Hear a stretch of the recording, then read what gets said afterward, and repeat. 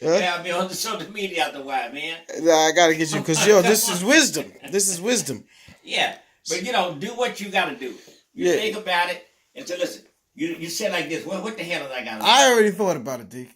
But that's what I'm saying. What the hell? My mindset is already like. But when you go, then you go for it. Yeah, my mindset is just. What I don't think if I would tell you you're putting money in this. No, I'm not putting money. I'm just saying. Yeah. If you was. Yeah. Putting money in it. If I had $40,000 in the bank, and I got to put up $30,000 in this, I'll tell you something to think about this. Yeah. You don't think about it. Give it a while. Yeah. You understand? But if you ain't got nothing to lose, you go for it.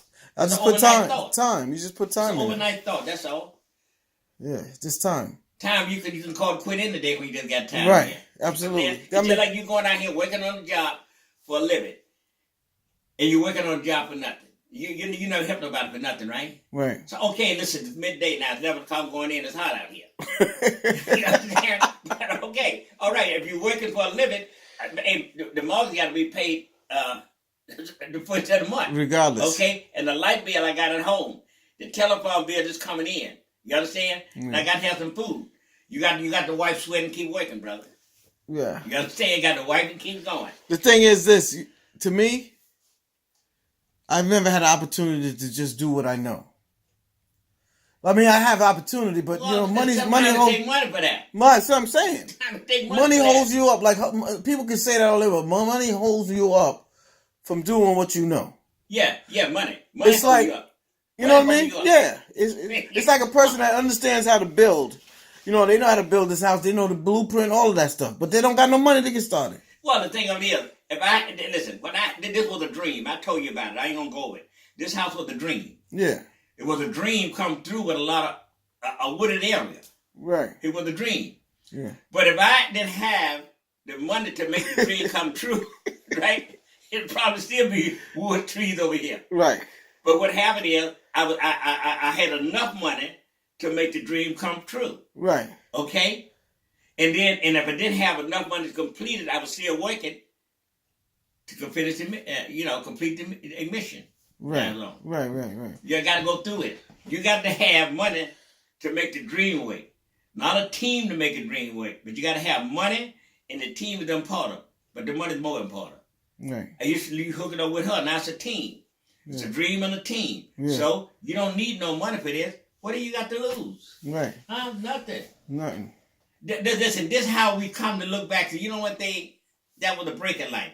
In life, you adventure that sometimes you don't get a break. Yeah. You know when I realized opportunity, you can't let it pass you by. One time I met this man, an older gentleman. But it will. Well, that's saying. I met this guy and he was about 75 years old. I cleaned out the house for him and, basement and different. He was going through flipping the houses. He was, getting rid of it or whatever. And at the end of it, because he see how I work, see how I follow my word and everything like that. He said, something, you seem like you'd be a good partner. And he said, my son works at this big paint place, and he always has people coming to him, like talking about who can paint this thing, paint my houses and stuff like that, when they're buying the paint. And he said, what do you think about going in the business of painting business? I'll do all the selling and stuff, and all you have to do is worry about managing it and stuff like that or whatever. And I told him, I focused on the junk, but I said, nah. Cheapest bid in the world you could have went in. I said, Deke, nah, I don't know about that and such and such. I lost contact with the guy. And right there. You know why I'm so cheap? Because good painters is hard to find. And it's so cheap to go out and get Latinos to paint. Latinos are most of them professional painters. Deke. Most of it. I lost that opportunity. Yeah, that's what I was saying. in the junk business, and I'm thinking about the junk business. Yeah. Even though I'm an entrepreneur and an opportunist, I was thinking about the junk business instead of saying, okay, I could do both. Let me try. Yeah, do both. I could still do both. They called them money. At the same time, I wasn't going out on the jobs. I had guys going out, and I still was thinking about the junk business. So I lost that opportunity. I can't do it again. Can't lose opportunity. Well, what happened is, opportunities don't knock on your door too often. No. It's far few in between. When you blow an opportunity, sometimes it's a lifetime thing. Right. I had a few opportunities come my way, but every damn one of them I cashed in on. See, that's the key right there. That's the key. No, I'm serious. Every one of them, I cashed in on them. I'm gonna tell you right now. So you never let an opportunity go? Ain't too many opportunities that would benefit me went by. Right. I have had some things come up. So you know what thing? Listen, I was in business too. Yeah. I had a license. I told my license about it when I was finished with last fall. I had a license, registered and everything. Okay? But then I figured out this business. And you know what thing, Jim? Me and my brother, my cousin. So my cousin was a guy who wasn't going to do right. He could do good work, but he wasn't going to do right. So I told my brother, listen here. I'm working. I got a job. You have a job. I'm working at water team that night. I'm switching with guys that stay on days to make this thing work. So much work coming into us out we're out in Garden City in places like this. You know what I'm saying? New High Park and all this stuff. I said, you know what, this is something else. Now I got to figure this out. I'm going to stay at this plant work. I looked into the business. I had a dump truck, a 6-wheeler dump, 600 Chevrolet, the big dump truck. Look, what you had, a 600, your white one? That white truck you had. I don't remember. Yeah, it's like the amount of 600, a big one, you know. And I thought about, you know one thing, Jim, what you going to do? You're going to go into construction work. You're going to hold on for a little while longer. And you got to get rid of it. And go totally into construction work. So I went into construction work. Because what happened, my brother, well, we did business trying to buy that little house right over there where Elnora used to live at. Elnora little house. Before Elnora's mother bought that house. Right? We went around and tried to buy that house. And the thing I'm doing, we weren't keeping the books up to date. They wanted like 3 years of tax return, so forth like that, you understand? I said, you know what thing? See, it didn't stop me because I already had got this house. You know what I mean? Right. I mean, not this house, the other one over there, Glencoe Avenue. So, you know, we tried to fix up some business, some books and everything, and we went through it a few years ago, but it just didn't work out. Okay? So we missed out on the house. So I said, you know, what you going to do? This is going to hold you back. It's going to hold us back. You got to go all in, but just do it temporary. Right. You understand? Make some sad money. So that's what we did. So he went out. We went out and we started working. We made some side money. You understand? Pretty good. On weekends, many times that on Saturday and Sunday. You know, I can go out and make myself $400 or $500. But I had a job. Then I had a 12-hour job, you know. So, you know, it wasn't that bad. Right. You know what I'm saying? But I had to get out of it altogether. Listen, I deal with the union. I'm enough. And I had bought another little truck. My brother messed it up. A F354 with a, you know, hood over. Nice little dump truck. He messed that up. I told him, you know what thing? Forget about that. You know, just forget about it. Wrap it up. You know. Yeah, it was over. It was over. Look, I think I had enough of it. Right. I wasn't gonna go full time. I was coming in, and that was about 34 years. That was about 30 years ago. You know, close to it. When he messed my little truck up, because I was living here at the time. You understand? Maybe like 28 years ago. You know, and so you know I just spent my time in on my job. You know, that was it. But the thing of it is, but I had this already had made it. I had made it over the finish line. So once you get over the finish line, everything else is gravy. Right. You know what I'm saying? So I hadn't made it. I hadn't made enough to secure myself. You understand? Because I had that house and then I had to build this house. And you know one thing, I said, I'm on the finish line now. Well, what you going to keep at it for, you know? You know? But that's what you're right about it. Opportunities don't come by too often. Sometimes, just out of the blue, somebody offer you something, and it may not sound too good because I didn't go home and think about it. You understand? That guy offered you that paint job.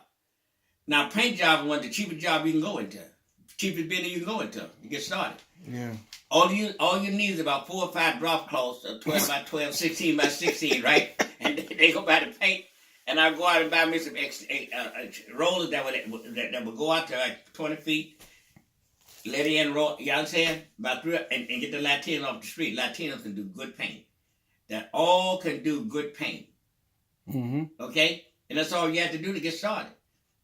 And you're going to need big houses here and big houses there. Okay. You know, you buy the paint. Listen, the thing of it is, this house will cost you $1,500, $2,000. You understand? Years later, you know the guy that owns 1-800 Junk? He started another franchise called One Day Wow Paint. One Day Wow Paint.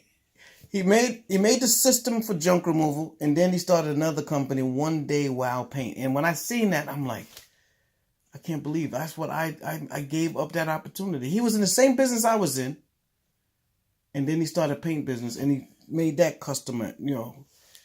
He do it in one day. He had 15 guys working there, you know. He just created a franchise from it. And I'm like, wow, I can't believe I gave that opportunity. Lost contact. You never get it back. No, you don't get it back. You get a different one maybe, but not that. No, anytime you let something go, you miss that. Yeah. You know, I told you, this kid preaching out in Memphis, preacher saw him one day in my sister's church, you missed it. And I told you a few times we didn't have that tape. I got to see if I still have that tape. I think I remember you telling me about that. You missed it. You missed it. You missed it. And it's true, you could miss things. You know what I'm saying? But everything, I looked into it. But I know when I lose that money in silver and $14,000, and then the other I dropped into organic. That was from Wall Street, the Thompson Farm. Mm-hmm. Organic fertilizer. They didn't mix it in time because I turned to channel 24, and they just said, I watched it, and they said, okay, they didn't have it mixed in time. Otherwise, when it go off that day, it goes off that day. That's what the stock market do. If something will go off at 10 o'clock, that's going to go in the market at 10 o'clock. Mm. You understand? So they couldn't get it ready fast enough, so it didn't go off. Now that delayed now. Mm-hmm. Okay? Mm-hmm. So otherwise, but what happened here, the company never lose. Right. The investor lose. So okay, so look what we can do, Jeremy. I tell you what we're going to do. And he said, I'll load some cabinets on at Lowe when he called me. He said, like I tell you what we do. He said, look, McDonald's is pretty good. Let's give McDonald's a try. But McDonald's stock dropped for the first time in 2008. The first time in the history of McDonald's. They come down to $50-something a stock to $40-something a stock. Mm-hmm. Come on. You know what I mean? And they was building McDonald's all over the globe then. Right. Right? So in the meantime, I said, listen, Mr. John. I said, listen. I said, I made a mistake. I made the mistake. From the meantime, of jumping on it. Because I had the $50,000 in the Son of Texas. The Son of Texas was an annuity company. Mm-hmm. Okay? So if I had stayed in the Son of Texas for 7 years, the money that I had been invested in was going to be $17,000. Okay? Mm-hmm. So that, you add money to an annuity company, the money that you really didn't need. So I had the money out there, 17, because when you invest it, they tell you what it's going to be in the 7 years. Mm-hmm. Okay? $17,000. That's what that money, $50,000 was going to generate. Mm-hmm. Okay? But the market was up then. So anyway, I drawed it out, and I figured the stock market was much quicker. Mm-hmm. Okay? So what happened? It didn't work out. And I scratched my head. I got angry with myself. I down on myself. And, I told my wife, she said, well, Jimmy, I told you I'd be a little careful. I said, well, I knew you, I knew you were smarter than I am, but I understand, where you come from, where I come from. Mm. You understand? I said, I'm the man, I'm the one that got to make the way for us. Mm. We ought to go get there through me. Right. And I said, I understand this. I made a mistake, and you told me not to, and I appreciate that. Mm. Okay?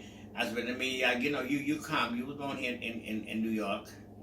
And naturally, when you get a little money, well, you didn't have a mind. It's a fear. Because you was poor. Roosevelt was poor. You was poor. You understand? And so when you was poor, you had that fear. Mm. But like me, I feel like when I made it here, everything was all right. Mm. I was like a Mexican when I made it here. Right, You right. understand? I hit the ground running. Mm. You understand? Mm. You know, I didn't have no fear. I bought a 2-family house. I went to close and I was $1,100 short. You know, that's bad. $1,100 short because I thought I had $11,000 I thought I was rich. I said, okay, I got enough. It wasn't enough to get a house back then, so I put the down payment. So I went to close and they said, you know, guys will be $1,100 short, Jim. Yeah. You understand? But you still went forward. They always tell you gonna bring the checkbook. But you still went forward with it. That's Right? the key. No, I did. So my landlord was the Jew. He jumped up. He said, "Okay." He said, "I pay it for him." And his little Jew lawyer was there. Said, "Oh, Mr. Hex, do you want me to write up a commentary note on this?" He said, "No, me and Mr. Watson take care of this." Mm. And the little Jew lawyer stuck his stuff back in his bag and walked out the door. He said, "Me and Mr. Watson take care of this." He said, "I know Mr. Watson good." Mm-hmm. Okay? But what happened is, there was no fear. But anyway, that's why I went and did what I did. They got this house over there to recover. Mm-hmm. So no doubt about it, when I sell the house, I didn't lose a dime. Right. Not a dime. Right. But I had to do it because I was angry. Mm. You know what I mean? You know, you get mad. You don't lose your head because you're mad. Sometimes you get smarter. Right. Okay? So that this money I can survive without it. Yeah. I don't need to put food on the table. I don't need it to pay my car payment. And see, that's the thing. I don't need to pay my mortgage. You know one thing? I'm gonna get my money back. Right. And 9 years ago, 2009 September, when I bought that house and closed on it, you know one thing? I got it up for sale now. I got to get rid of it this year. I really got my money, but we are back. Now the thing is, when you operating, when you don't have to put food on the table and you don't have to worry about this and you don't have to worry about it, it's a totally different experience. Well, the thing what happened is because you got the ball in your court. Yeah. I mean, you controlling the board then. You understand? Mm-hmm. If you got to have money to put food on the table for the family, because when the kids wake up, they're gonna want to know where the bacon and eggs at. You can't lay it out there. Mm-hmm. At the end of the month, I got to have $800 to pay Right. mortgage, rent. Right.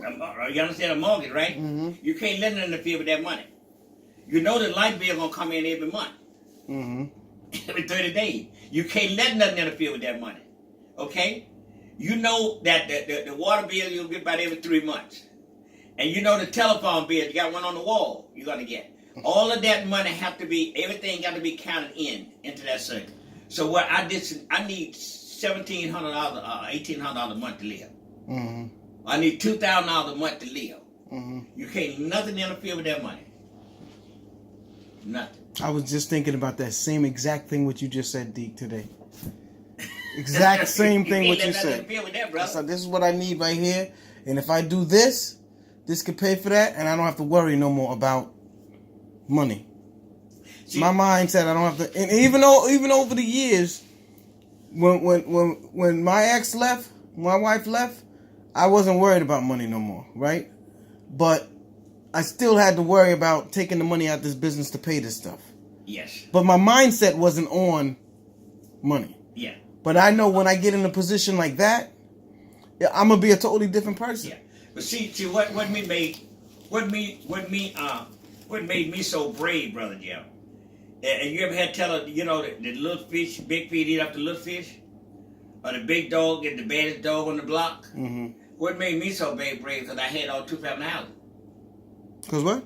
2-family houses. Right. So with a 2-family house, Right. then you always got another big income coming in. Right.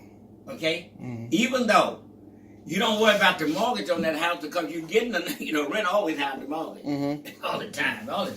Mm. You know, you get delayed. I'm paying $1,500, $1,400 for a mortgage on there. And later they'll give me $2,300, right? 22. I just broke it out for them. But the rent always gonna be handled mortgage. So what happened is, with a 2-family house, you always say, if I can get a little stupid out here, I can get a little crazy. Because, for instance, when they pay you your mortgage on the rent on the first, right? Mm-hmm. 9 times out of 10, you got a bank account already. Mm-hmm. The money just come right out, and you collect the money and you pay the mortgage. Mm-hmm. I'm just saying, it's come from you, from them, it goes into the bank and you pay the mortgage. Mm-hmm. So that money don't come but once a month anyway. You can't interfere with that. Right. If you got real estate bug come up, when I had rent coming in from there and rent coming in from here, well, it just give me all kinds of money to play with. Right. Because normally, they paying what I'm paying for the rent. Right. So the rent money I'm covering is like money not work for. My money coming in, my money I work for, is go over here. So it give me a lot to play with. Give me a big field. This is what I'm saying, Dick. That's what I'm saying. She's gonna give me a lot to play with. Yes. It's almost just like having a house. Having that in the bank, just keep coming in, But I got this business going. Go for it. Just keep a little bit of a little closer on 2018. Keep a little closer count on your money. Yeah, I got to. Don't keep it all in your front pocket. No, I Because can't. you can't keep up with it. Nah. You don't know what. I spend too much money You don't on. know what goes in this front pocket and come out of there. You understand? You I gotta spend keep a little closer. I spend too much money trying to learn more, and I should be like doing what I know. Yeah, well, you know what I'm saying? Know, I mean, I spend money on trying to learn more, D. You're old enough now to know though. Yeah, I know, but But listen. So that's an investment. But it is an investment, but you don't need it. But every investment should pay off sooner or later. Yeah, but if you're in college, one day you're gonna graduate. But you think about this, like all of this money that I spend on investing in learning, marketing, business, and development right now.